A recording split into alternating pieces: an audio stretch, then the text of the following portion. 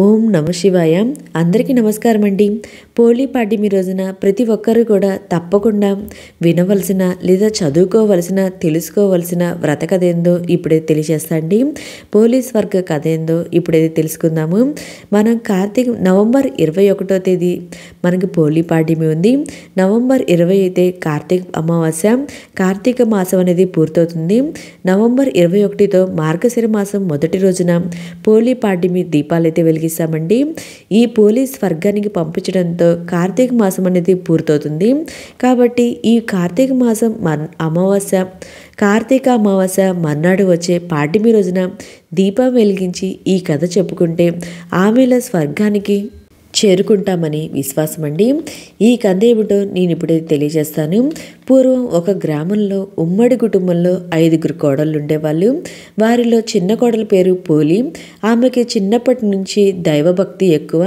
కానీ అదే భక్తి అత్తగారికి నచ్చలేదు.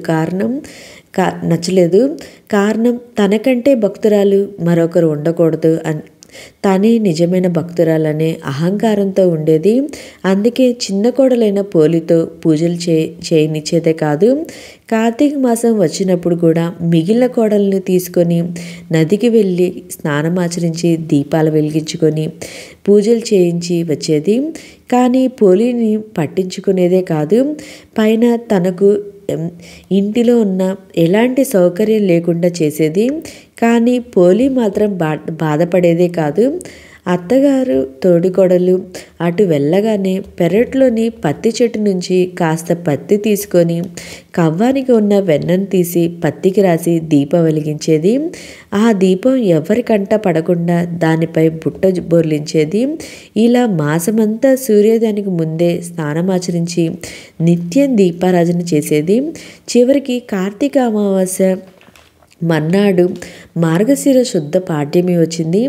ఈరోజు కూడా అందరూ నదికి వెళ్ళిపోయారు.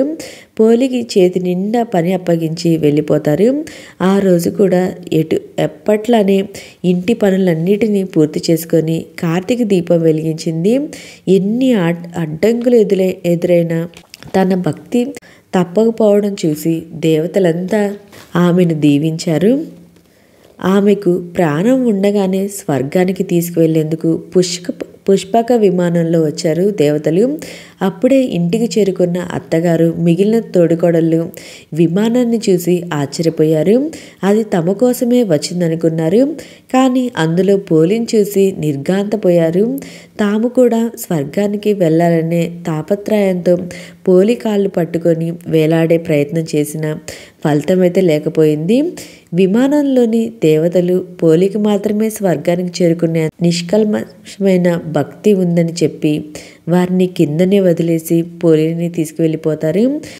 అందుకే ఈ రోజును అంటే మార్గశుద్ధ పాడ్యమిని పోలీ పాడ్యమి లేదా పోలీ స్వర్గం అని జరుపుకుంటాము.